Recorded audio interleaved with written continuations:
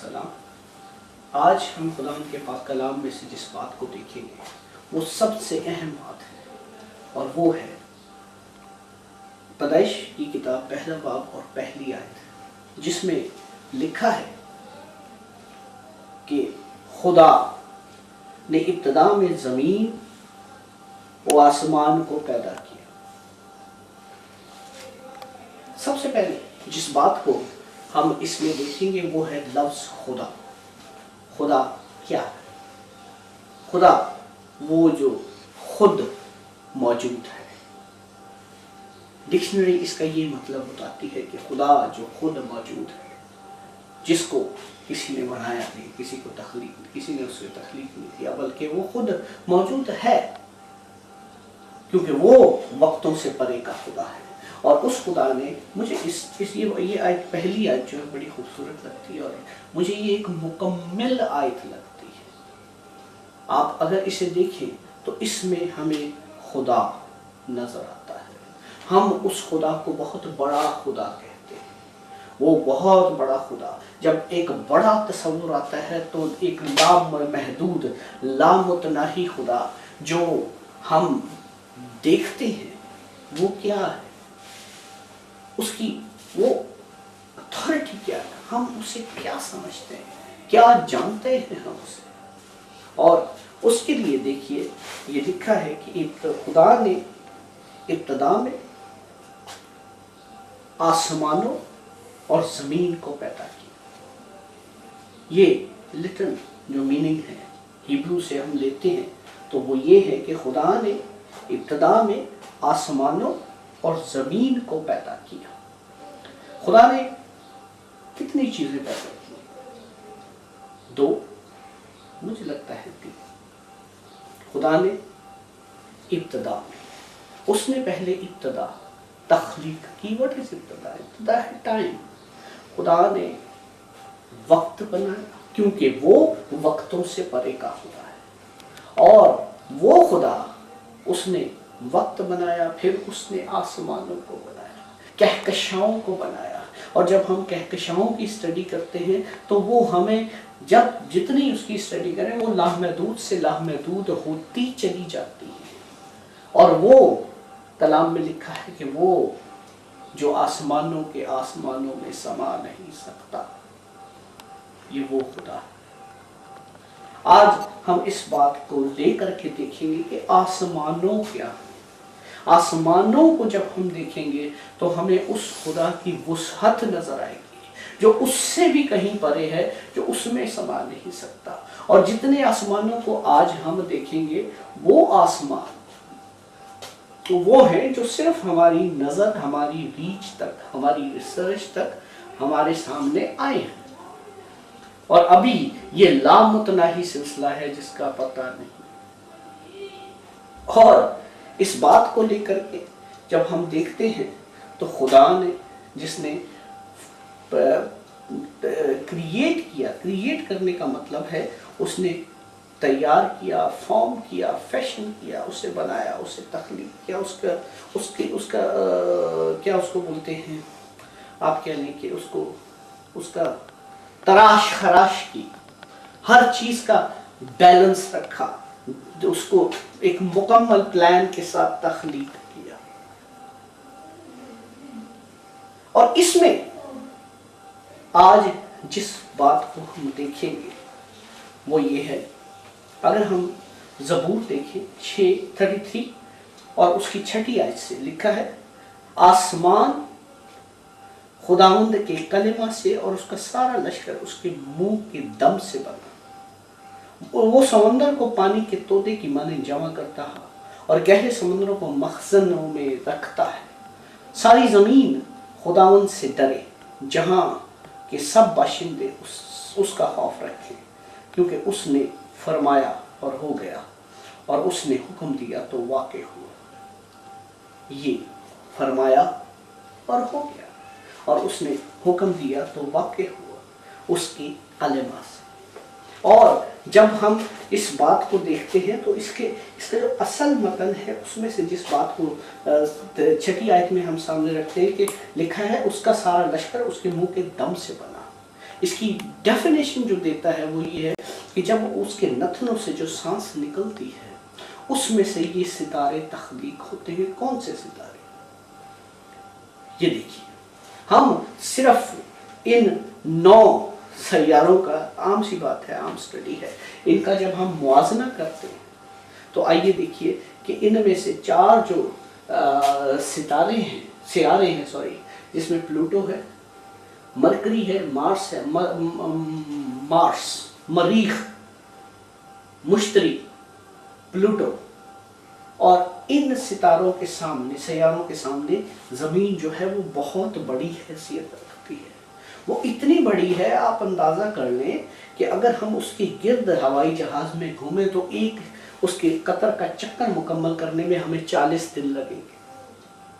یہ خدا نے اتنی بڑی زمین کو بنایا، اور اس کو لے کر کے جب ہم اگلے باقی 4 پلانٹس جو ہیں ان کے ساتھ، جیسے سیٹرن، نیپچون، یورینس ہے، اور پلوٹو ہے، اس کے ساتھ جب اس کو ہم کمپیئر کرتے ہیں تو زمین کی جو حیثیت ہے وہ اتنے بڑے بال کے سامنے اتنی سی ہوتی ہے، ایک چھوٹی سی گیند بن جاتی ہے.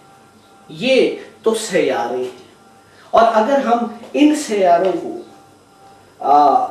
ستاروں کے ساتھ کمپیئر کریں، اور اسی طرح ان ستاروں میں ایک ستارہ ہے سورج، جس کی اپنی آگ ہے جو تپش دیتا ہے تاکہ زمین تک روشنی پہنچے. اگر اس سے ہم زمین کے سامنے اس تصویر میں آپ دیکھیں، کمپیئر کریں، تو ایک چھوٹا سا نقطہ ہمیں نظر آتا ہے سورج کے سامنے، اور اس زمین پر جہاں ہم رہتے ہیں اس کی سورج کے سامنے یہ حیثیت آپ اس میں سے دیکھ رہے ہیں. تو مجھے بتائیے کہ اس زمین پر جو ہم رہتے ہیں وہ ہماری کیا حیثیت ہے؟ ہم کون ہیں؟ ہم کیا؟ داؤد کہتا ہے کہ میں تو ایک کیڑا، اور مجھے لگتا ہے کہ شاید کیڑا بھی بڑا ہوگا، کیونکہ اگر اس سورج کے سامنے اس زمین کو جیسا آپ تصویر میں سے دیکھ رہے ہیں، اگر آپ اسے کمپیئر کریں تو آپ مجھے بتائیں کہ آپ اگر اپنے آپ کو یا مجھے اس میں تلاش کریں گے تو ہم کہاں ہیں؟ ہماری حیثیت کیا ہے؟ ہم کون ہیں؟ یہ سورج جس کے سامنے ہم نے زمین کو کمپیئر کیا. اگلی تصویر میں ہم دیکھتے ہیں کہ اسی بات کو لے کر کے جب آگے ہم اور ستاروں کو دیکھتے ہیں جن کی اپنی آگ ہے، ان ستاروں میں پولکس ہے، یہ دیکھ رہے ہیں آپ تصویر میں، یہ آرکیٹرس ہے، اور آرکیٹرس اور پولکس اتنے بڑے ہیں کہ آرکیٹرس کو اگر دیکھیں، جس کا ذکر جو ہے ایوب نبی کی کتاب میں بھی ہے، اگر آپ اس کو دیکھیں، میرا خیال ہے میں آپ کو ریفرنس دے دوں، ایوب نبی کی کتاب میں اس کا ذکر ہے 9 باب کی 9 باب میں ہے، اور اس میں آپ دیکھیں کہ یہ آرکیٹرس کے سامنے جو سورج ہے ہمارا، اس کی حیثیت اتنی چھوٹی سی ہے. پھر اس سورج کے سامنے ہماری زمین کی بھی حیثیت پچھلی تصویر میں ہم نے دیکھا کیا ہے، اتنی ہی چھوٹی. آپ اس میں دیکھیے کہ آرکیٹرس کے سامنے سورج کی حیثیت ہے تو زمین کا دیکھیں.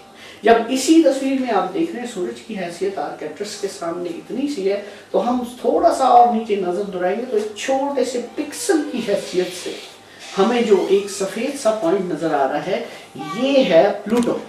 یہاں ہم جو پچھلی تصویر میں دیکھ رہے تھے، ہم نے دیکھا کہ سورج کے سامنے ہماری زمین کی جتنی حیثیت ہے اتنی ہی حیثیت ہے اس سورج کی. آپ اگر دیکھیں تو آرکیٹرس کے سامنے ہے. آرکیٹرس وہ ستارہ ہے، اس کی بھی اپنی آنکھ ہے، اور اس کا ذکر 9 باب میں ایوب کی کتاب میں ہمیں ملتا ہے. اور جب ہم اسے دیکھتے ہیں، اس میں آپ دیکھیے، یہ آپ کے سامنے تصویر ہے، اس میں آپ دیکھیں تو وہی حیثیت زمین کی ہے اور وہ سورج کی ہے. سورج کے سامنے ہم کیا ہیں اور ہمارے اس ستارے کے سامنے سورج کیا ہے؟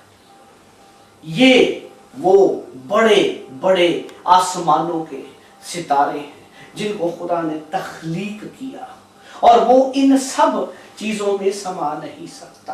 अब जब हम इसको देखते हैं, आप देखिए सूरज के साथ ही जरा सा नजर लेकर के जाएं, एक सफेद छोटा सा पिक्सल आपको नजर आएगा।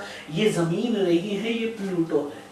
यहाँ पर खिला के इस हिस्से में अगर खड़े हों तो यहाँ से हमें जमीन की एग्जिस्टेंस, उसका वजूद नजर नहीं आता। ये वो लामतनाही आसमानों के आसमान हैं जिसको खुदा ने बनाया। और ये बात आसमानों के आसमान, ये हमें देखें हम तो मिलती है ज़बूर 115 और उसकी 15 और 16 आयत। यहां पर देखिए आप, लिखा है ज़बूर 115 में और उसकी 15 और 16 आयत में यूं तहरीर है कि आसमान तो खुदावंद का आसमान है, लेकिन जमीन उसने बनी आदम को दी। इसे जब हम सही तौर पे इसको असल जुबान से लेकर के आते हैं तो वो इस तरह से बनता है, आसमान, बल्कि आसमानों के आसमान खुदावंद के हैं। तो ये बात साबित करता है कि आसमानों के आसमान हैं बहुत सारे जो खुदावंद के हैं। अब इसी आर्केट्रस को जब हम अगली तस्वीर में ला करके देखते हैं तो आप देखिए कि आर्केट्रस की इस तस्वीर में इससे जो बड़े सितारे दरियाफ्त हुए उसमें है बेटलिकस, और बेटलिकस के सामने आर्केट्रस की, और ये आप तस्वीर में देख रहे हैं कि आर्केट्रस है और ये एल्डेबरन है, एल्डेबरन के साथ आप देखें एंटरस है, एंटरस के साथ बेटलिकस है, और इनके सामने उस बड़े सितारे की जो आपने पिछली तस्वीर में देखा था जिसको आर्केट्रस कहते हैं, उसकी हैसियत भी उतनी हो गई जितनी पहले जमीन की थी सूरज के सामने और सूरज की थी आर्केट्रस के सामने। और अब आर्केट्रस की ये है, और अब अभी आप नीचे थोड़ा सा तस्वीर में देखें, एक एरो का निशान है, उसके साथ एक छोटा सा पिक्सल है, ये हमारा सूरज है। और यहाँ हम इस स्केल पे आकर के जो है वो जुपिटर जो है उसको नहीं देखते, तो जमीन कहाँ है, और जमीन कहाँ है तो जमीन पर रहने वाला मैं और आप, वो कहाँ है जो इन आसमान की वसतों में, जो ज़बूर 115 में लिखा है कि वो आसमानों के आसमान में समा नहीं सकता, और आसमानों के आसमान खुदावंद के हैं और जमीन उसने इंसान को दी। क्या हम उस खुदा की उस अजमत को, उस बड़ाई को जान सकते हैं?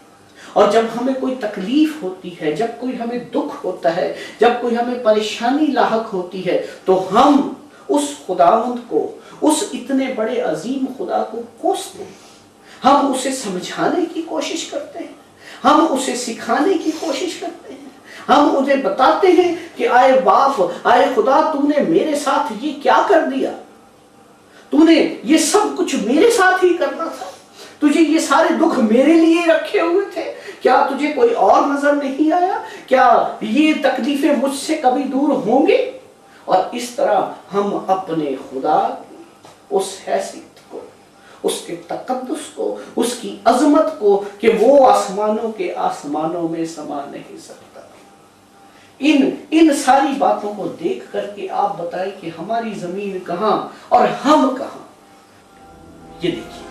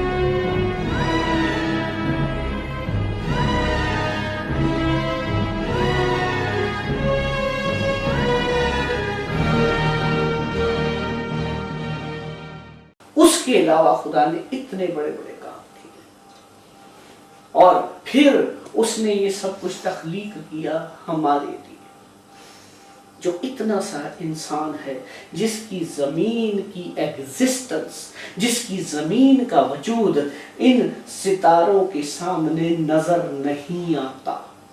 اگر ہم ان اینٹرس یا آرکیٹرس یا بیٹلگس کے اوپر کھڑے ہو کے زمین کو ڈھونڈے تو اس پوری تصویر میں آپ نے دیکھا خلا میں ہمیں زمین ہمارے سورج کا بھی پتہ نہیں کرتے کہ ایک پکسل کی حیثیت رکھتی ہے۔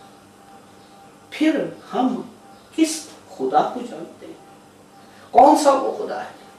وہ اتنا بڑا خدا جو ان سارے آسمانوں میں سماتا نہیں، اور ہم اسے کوزے میں بند کرنے کی کوشش کرتے ہیں، ہم اسے باندھنے کی کوشش کرتے ہیں، ہم اسے پکڑ کر رکھنے کی کوشش کرتے ہیں، اس خدا کو جسے ہم سمجھتے ہیں۔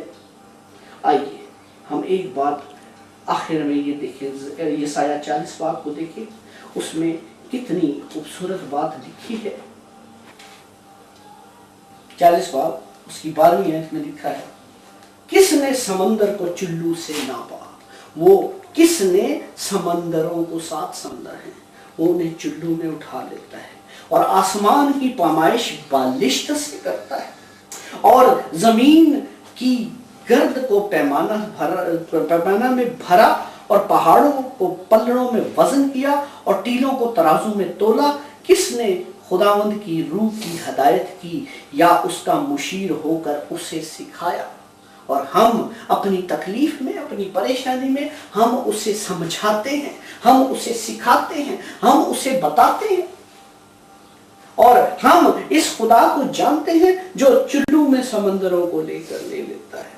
اس نے اس پوری کائنات کو بیلنس سے، ایک ترتیب سے، ایک وزن کے ساتھ، ایک کیلکولیشن کے ساتھ تخلیق دیا، بنایا تاکہ سب کچھ اپنی جگہ پہ ٹھہرا رہے۔